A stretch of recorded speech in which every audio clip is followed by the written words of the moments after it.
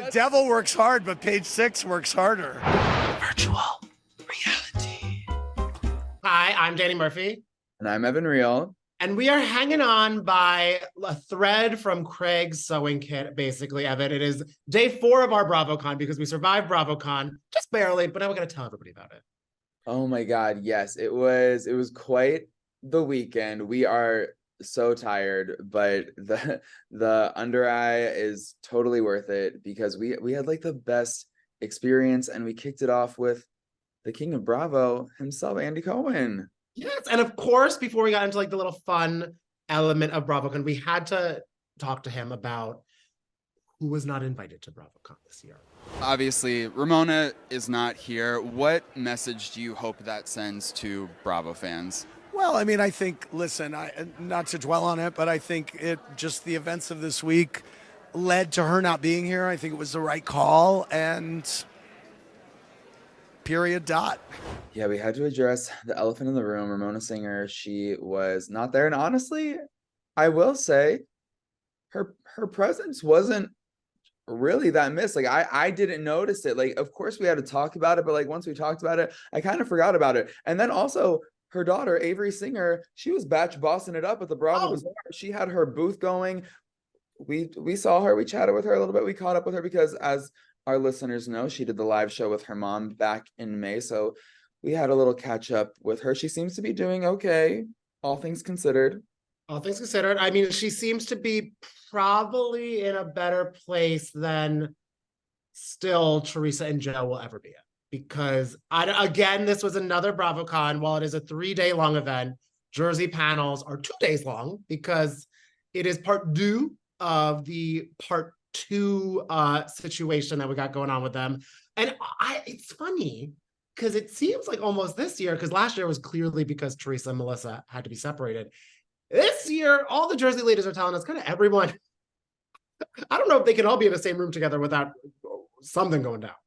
I mean, the conflict is just conflicting, and especially between Margaret and Jackie, who used to be such great friends, and who they did our first live show. Like, they helped us launch these live shows. So of course it's so heartbreaking for Danny and I to see the girls not getting along now. And we got some insight from a lot of people involved in the situation. We got it from Marge, we got it from Jackie, and of course we got it from Melissa, who's like, I feel like you and I are like Melissa, like a little bit caught in the middle. Yes, yeah. I feel that exclusively because I'm like, Marge, Jackie, I'll just sit down. Like, what's going on here?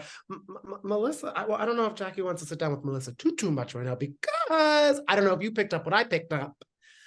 Melissa gave her reasons why this is going down, and I think someone might be a little parched, is what she's saying. I think that sometimes people feel like they need to ruffle feathers to make a splash, and it's unfortunate. Like, you need to stay authentic to your true self, and I think she's looking for rumblings, trying to throw things out there and seeing if they stick, and God bless.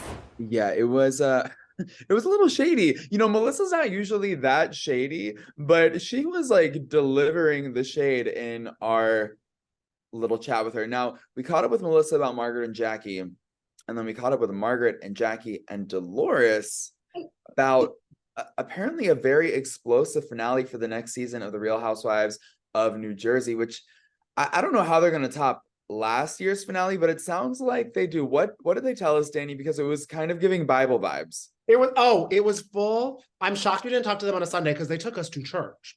And it's like, and I love because like we got to talk to Dolores first, and she kind of said it. She's like, boys, it was rough. It was rough. It was a dinner. It was 2 bombs going off.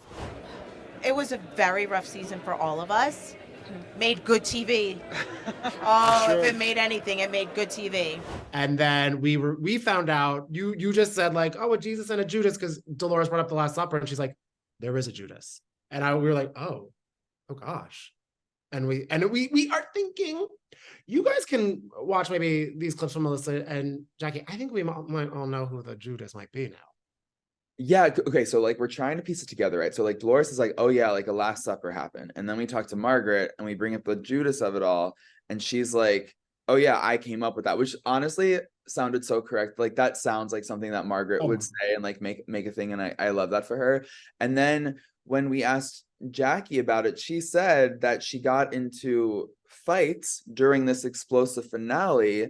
And then when we asked Rachel Fuda and Danielle about it, and they were They didn't know what to do. They were so confused. They were like, who's Judas? Who's Jesus? They were very confused. So I don't think that they were involved. I don't think either of them played Judas in the Real Housewives New Jersey production of The Last Supper. So Danny and I are thinking, just because Margaret came up with the term Judas, it seems, and she's not getting along with Jackie, that Jackie might be Judas. She might be the Judas, and who I kind of think should be, because I don't know if Judas is gonna be full-time. We don't know Judas's energy. We don't know Judas's tagline. If Andy and Bravo is looking for a New Jersey housewife, I kind of think the fan who asked the question to Jennifer at the panel that was so explosive about being so far up Teresa's, she would cause a splash in the Garden State, to say the least. I was so taken aback by that question. Like, I was kind of like zoning out a little bit because it was day 3 and I was tired. So like, was I like potentially like in the middle of a nap? Maybe. But I fully woke up when this girl walks up to the mic and she's like, so Jennifer Aiden, how much farther can you get up Teresa's asshole? And I was like, oh, completely wide awake, Katy Perry style. I was like, what did you just say? And then I honestly thought that like the moderator was Michael Rappaport, wasn't it? Yeah, I thought Michael Rappaport was just gonna like shut it down and like tell her to leave. But then the drama just heated up further because Jennifer Aiden stood up and it looked like she was about to like go in on this ground. We know what happened between her and Danielle Cabral this year. So like she's kind of like in that mode and in that spirit. So I was like, I was a little scared. Sorry you don't have any good friends, but good friends support each other all the time, and she supports me too. Yeah. So take it away. Hello. What's her name? What's her name? Hold on. Gabby. Hey. Bye. Hey, big boy. Big boy with the big mouth. She called this girl seemingly big boy, and I thought that was... Page 6 Instagram comments are not happy with her with that, because a lot of people are calling that body shaming and everything like that, which seems to be what it was. I mean, I don't know if it was heat of the moment misstep, but not the best retort for someone to do. Yeah, I did not love that, and I hope she didn't mean it. So Jennifer Aiden, if you're watching, I hope you did not mean to say that. Well, kind of like we hope if Ariana watched our interviews with the Toms, which I'm not sure she did, we didn't mean to do the interview in a giant hug. Yeah, so the Toms came over, and honestly, the Toms were very nice to us. I think that Tom might have remembered that I've been to his concert a few times. Like I'm a frequent Tom Sandoval and the Most Extras concert goer. On his StubHub. And I think he appreciated the support. So he came over, and he and Schwartz, they called it a cuddle puddle. And it was literally the 4 of us like hanging on each other. And we did the entire interview embracing the Toms. And like, do you know what? I appreciated the honesty both Toms gave us, because Tom Sandoval was talking about how he has recovered from such a rough time given the events of Sandoval. And then Tom Schwartz told us that Tom Sandoval is a masochist and really might have enjoyed some of the boos that he got on stage. Obviously, when you have a lot of people together, it becomes kind of like almost like a sporting event. You know? It was giving WWE. Don't let him fool you. He's masochistic. He's very aroused right now. The skirt's lifting up. I mean, I wouldn't put it past. I could see where he's going with that, because he was booed for like 20 minutes on the panel and then did a push-up contest shirtless in a skirt. So I was just like, oh, we are, who's blur? You can't blur IRL. So whoever was front row, I just pray whatever underwear Sandoval had on was doing its job, because, or otherwise they had the most extra view. That is his most extra. Speaking of Tom Sandoval getting booed, we caught up with Lala Kent. And Danny, I didn't go to the Vanderpump Rules panel, but you were there and you saw when Lala kind of like stepped in and defended Tom Sandoval, because there was a pretty out-of-pocket comment from what I heard about, you need to fall off the face of the earth. You like don't deserve to be here. It was, I mean, it got like pretty dark, and Lala jumped in and kind of defended him, right? Yeah. Lala, because you know what? Because again, these ladies, you mess with them. You think because they're on the stage and you're on the fan question off the stage that they won't come for you. I would not mess with Lala. Or I guess they didn't think they would like set off Lala because she had no time for that and kind of let them know like this is not how we should all be operating. Well, I was over it. And that's coming from someone who was like all in. Oh, well, Sending it to Daryl. You were Teddy Mellencamp all in. All in. But I was like, okay, time has passed. You know, we really got to take a 30,000-foot view on this and go, it was really, really messed up, but we got to move on. Like the question he was asked and someone telling him to fall off the earth, I was like, with everything going on in the world, I can think of a lot of people that need to fall off the earth. Tom Sandoval ain't one of them. So I just felt the need to shut it down. Stop. And by the way, I couldn't hear anything, so your booing is now affecting me, and now I'm getting pissed off. She's given us Lala, and what I am so excited for that we also got to be given Kyle Richards, who was so delightful to talk to. She was so gorgeous, I feel. And it's also, I was commended because this was also a BravoCon where a lot of eyes were on her in not just the OG way, but in a like, she got a lot of stuff going on way. And she opened up to us kind of about how like, even though this is like what should be one of the hardest times of her life, her anxiety's down. And baby girl has one less prescription to refill because she's off Lexapro. That was so great to hear. And shout out to Kyle Richards because like you said, Danny, like so many eyes are on her this BravoCon, but so many eyes have been on her for like the past couple of months. Like no one can keep her name out of their mouths.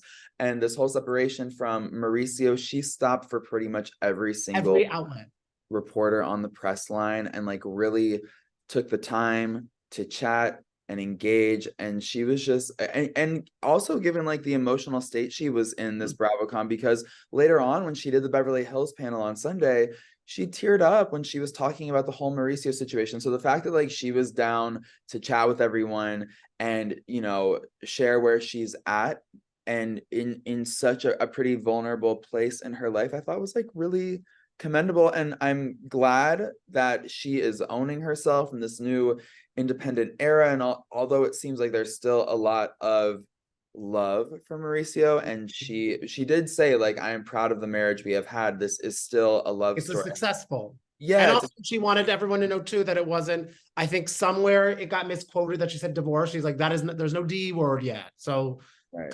She's not doing her ABCDs. And even though like she is, you know, in this stage of sort of giving props to her marriage with Mauricio, she is also, you know, like giving props to herself. Like she's like owning her independence. She's showing you her tattoos. She's looking better than ever. Like she is doing what she wants, and we love to see it. Well, I've had a lot of support, which has been amazing. And yes, I am going through a really hard time, but yet at the same time, I feel really strong, which makes me feel good. I'm doing the right thing. You know, I'm working out, I'm taking care of my body. You know, I stopped drinking, and I'm just doing everything I can to be as strong as I can, and it's working. So I'm grateful. And there might be, I don't know if maybe we could help rekindle this while we're still praying that we could have a group chat again with Margaret and Jackie. We could be getting a group chat, I don't know, with Kyle and LVP, or at least like a thumbs up react to the brunch and then they don't go. Because they both spoke kindly about one another when we talked to them, which I think kind of when we told Kyle about how LVP was kind of like singing her praises in the marriage and everything like that, Kyle was a little happily delighted. I know there was a lot of love between them, there really was, and there probably still is. So I think it saddens me to see anybody that's been together that long, because marriage is hard. In a way, do you kind of like feel, you know, happy for Kyle that she is stepping out and discovering herself on her own, given that there were rumors in their marriage prior? Like, in a way, this is exciting for her? If that's what she wants, then she should go after it. Why not? What's stopping her? She's been a good mother, a good wife. Why not? Lisa also has, you know, a long marriage and a successful marriage. I really appreciated her words. It was very, very kind of her. Like you said, Danny, I feel like we are starting to facilitate peace. Peace. We're doing friendship. We're loving it. And speaking of people getting gooped and not in the Gwyneth Paltrow way, because there were so many moments on the BravoCon, carpets and panels, I was wondering, do you have a favorite kind of like funny or crazy moment that you got to witness or do that you're still thinking about?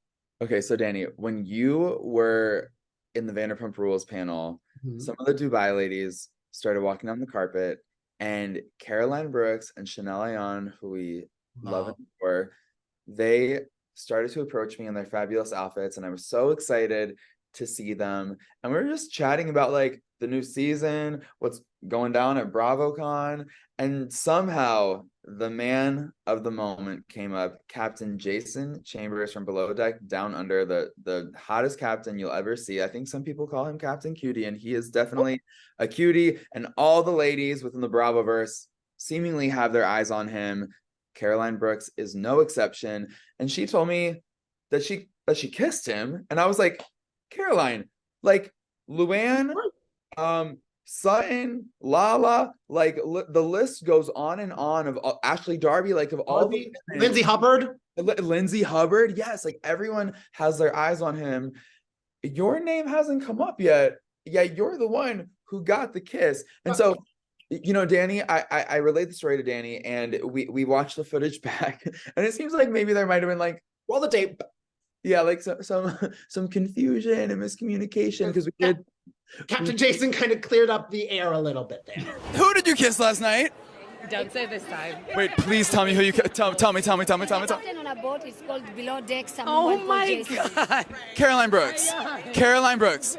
Ayan. Wait, we have to talk about this. I heard you thirsting over Captain Jason in the previous interview. Thank you. He's so cute. Did you kiss him? He kissed me. What? Okay, was he a good kisser? It was a peck. It was a goodbye kiss, but I'm glad that she got something out of it. That's fantastic. I love when you were so excited to tell Captain Jason, you're like, Evan was like, well, Miss Caroline Brooks told me this, Jason. And he's like, I said goodnight to her, I think on the cheek, but I'm glad I think the direct quote was, I'm glad she got something out of that, which would break me, but Caroline Brooks is a stronger woman. Well, do you know who it seems like she's getting the most out of anything with Captain Jason is Lala Kent. And you're the one, you asked that question, Danny. You were like, it seemed like you and Lala were giving each other the googly eyes at the Bravos. And he seemed pretty smitten. And then a day later, they took this photo together. And then I was looking at the comments, and I forget who said it, but a fellow Bravo celebrity wrote in all caps, power couple. So again, Danny, I think you incited some major Bravo development. I mean, we're the reason for the season here at BravoCon.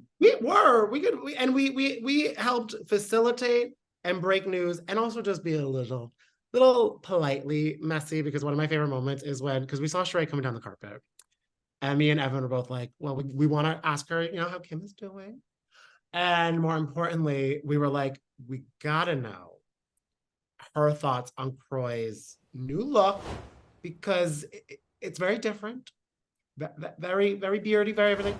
And then, of course, that's why when Rachel Lindsay at her panel asked, is it like the most, or like, is it stupid to bring receipts? I was like, it is not, because of course I had that photo already on my phone, and we showed it to Sheree, and I feel everyone just has to hear and watch and experience her live reacting to the photo, because it is a moment I'm going to treasure forever.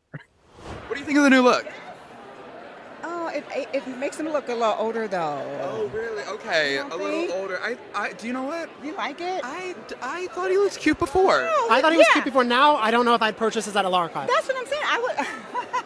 I liked his look before. Yeah. But I love Croy. He's a good guy. No, that was one of my favorite moments, Danny. And I'm so glad that you brought up the picture for her to see, because that reaction was absolutely priceless. And I don't know, I feel it's tough, because I feel like we experienced so much within the span of like 72 hours. And we forgot that we really kicked things off Thursday night by going to Phaedra Parks's 50th dinner party celebration with like Taylor Armstrong and Jennifer Aiden and Teresa Giudice. Like, there were so many girls there. So that was a really great introduction. And shout out to Phaedra for hosting us. The dinner was phenomenal. It was at Yellowtail inside the Bellagio. She sent me and Danny home with like a bag of free Botox and champagne and candy. It was like, I was like, Phaedra, you could send me home with that. You could send me home with the bill. I wouldn't pay it, but I'd just be so thankful and grateful. You know what I mean? Like, I am just so happy to be celebrating with her and her new Married to Medicine life and everything.